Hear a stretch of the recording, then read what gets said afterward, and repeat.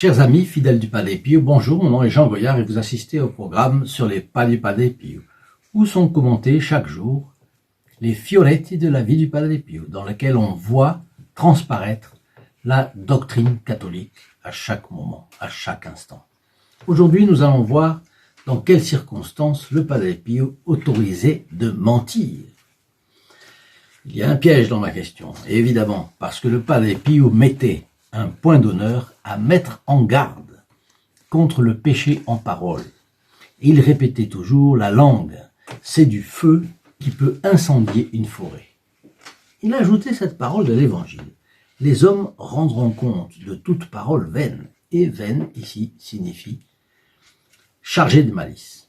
Alors le catéchisme mentionne aussi le 8e commandement interdit de falsifier la vérité dans nos relations avec les autres.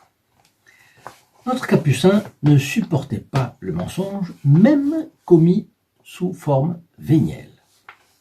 Et nous avons les témoignages de quelques personnes de son entourage. Une fille spirituelle, par exemple, Nina Campanella, avait menti dans sa famille et s'en était accusée en confession, mais en minimisant la faute. Cela n'avait porté préjudice à personne. Et le Padre Pio lui a répondu: et n'as-tu pas pensé au préjudice de ton âme? Il arrive souvent en effet que les fidèles ne perçoivent pas les dommages qu'ils causent à leur propre structure spirituelle en ne se présentant pas aux autres en vérité. Et ça, c'est une chose qui est très importante.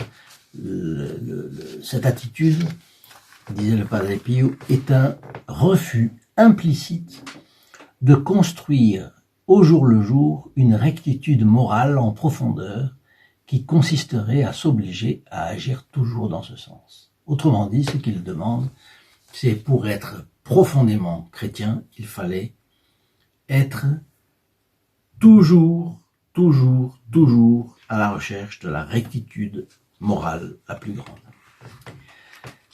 Lucietta Penelli était une petite fille, bien connue du Padre Pio, de San Giovanni Rotondo. Et bien qu'elle n'était pas menteuse par nature, elle a menti une fois à sa mère pour éviter des complications, et c'est elle qui le raconte elle-même. Évidemment, quelques jours après, j'ai dû le confesser au Padre Pio, dit-elle. C'est son témoignage. Et le padre me répondit: ma petite, comment t'appelles-tu? Comment mon père? Mais c'est moi. Et le Padre Pio recommence: je t'ai demandé comment tu t'appelles. Mais mon père, vous me connaissez, c'est moi, Lucietta. Et le Padre Pio: je sais que tu es Lucietta. Et après une pause, il lui dit: Lucia, Lucie, tu sais ce que signifie Lucia?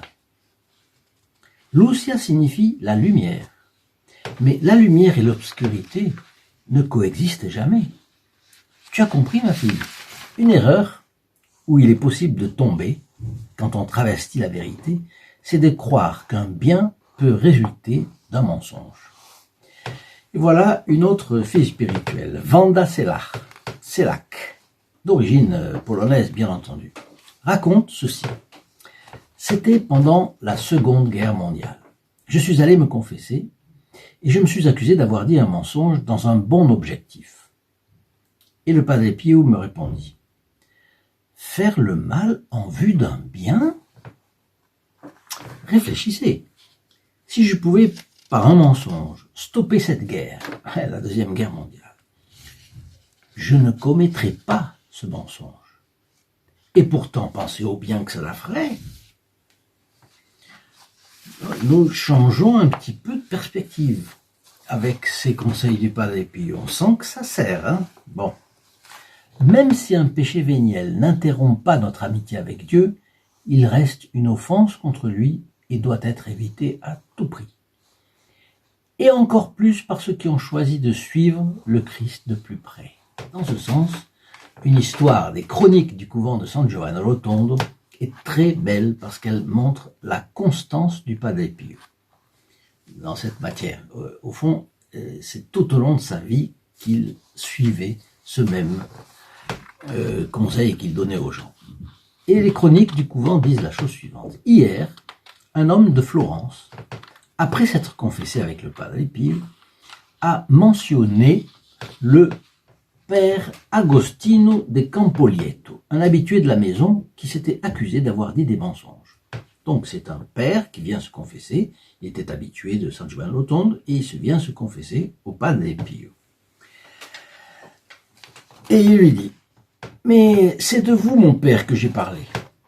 Quand quelqu'un ne veut pas croire tout ce qui se passe ici à San Giovanni Rotondo, il fait allusion au miracle autour du Padre Pio bien entendu, eh bien je force la note pour le convaincre mieux. Est-ce que c'était un péché? Et le Padre Pio répondit, vois mon fils, si tu as devant toi un verre d'eau, une eau cristalline, pure, fraîche, et que tu mets dedans quelques gouttes de vin, tu la troubles. Alors, si elle est fraîche et qu'elle est cristalline, elle doit être bue telle qu'elle. Vous voyez que tous ces petits fioretti vont dans le même sens.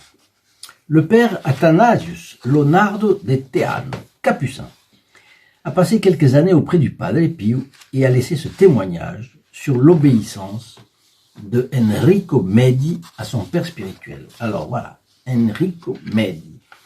Qui est-ce? C'était un grand scientifique, il était professeur et il avait même une carrière politique en train. Bon. Et voilà que, donc, le père Athanasius Leonardo de Teano raconte la chose suivante. Je prétends que le grand scientifique considérait les jours passés auprès du Padre Pio comme parmi les plus beaux de sa vie, principalement quand il pouvait lui servir la messe. D'ailleurs, il était édifiant de le voir à genoux, les mains jointes, comme un servant de messe dévoué tout à sa tâche. Il nous peint le cadre. D'ailleurs, je vous rappelle que lorsque vous partagez cette vidéo, vous rentrez immédiatement aussi dans l'intention du célébrant le vendredi qui suit votre partage.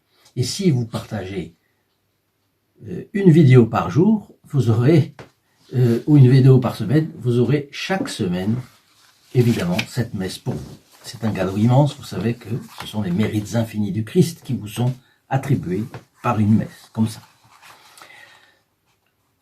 Donc, Enrico Medi ne manquait jamais la demi-heure de conversation en compagnie du Padre Pio, qui passait ses moments de la soirée avec quelques-uns de ses intimes, sur la terrasse ou dans le jardin. Et donc, ce prêtre rappelle, ce père capucin, rappelle un épisode lié au professeur. Un jour, dans ce moment-là, la conversation a versé sur le péché véniel, et plus précisément sur celui de mensonge. Péché véniel de mensonge. Donc c'est pas un péché mortel, mais véniel. Le Padre Pio défendait qu'étant donné que la nature du mensonge était un péché, il n'était jamais licite d'en faire, même de façon légère. Donc jamais mentir. Medi, à cette époque, faisait aussi partie du Parlement, et il avait été élu très largement, ce qui augurait d'une importante carrière politique. Medi a demandé ingénument au Padre Pio, dans la conversation, le soir, j'imagine la scène à 100%. Mon père, pour nous aussi parlementaires, il n'est jamais licite de mentir.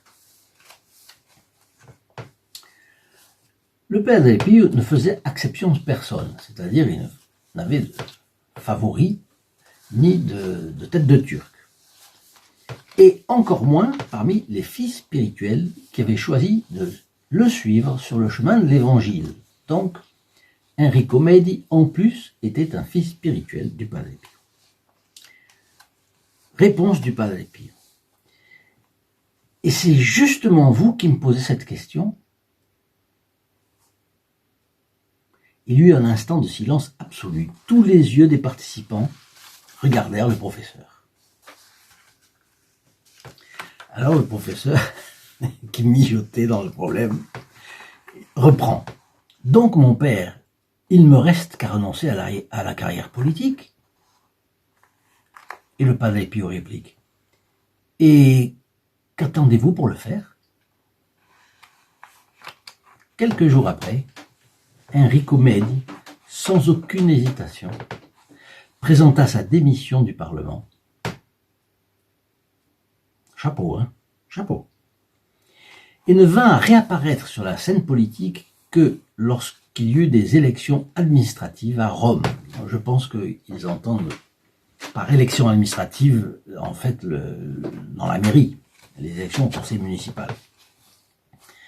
Et là, les plus hautes autorités, peut-être le Padre Pio lui-même, lui demandèrent avec insistance de se présenter, car il fallait un homme propre et avec son prestige. Voyez comment la rigueur d'un homme n'est jamais perdue. Il a abandonné une carrière politique prometteuse au sein du Parlement, comme député ou sénateur, on ne sait pas. Mais après, on est venu le rechercher parce qu'il fallait un homme de sa trempe. C'est une chose très belle et toute coïncidence avec une situation actuelle est exclue, on peut dire. Il n'y a pas de risque qu'il y ait une coïncidence. Aujourd'hui, Enrico Medi est considéré comme serviteur de Dieu et son procès de canonisation à Rome est en cours. Voilà de très jolis fioretti, n'est-ce pas? Alors, c'est ce que je vous demanderai. Mettez votre like, partagez votre vidéo, mettez votre commentaire et dites-moi qu'est-ce que vous pensez de cette interdiction absolue du mensonge par le Padre Pio. Je vous souhaite une très bonne journée et à très bientôt. Au revoir.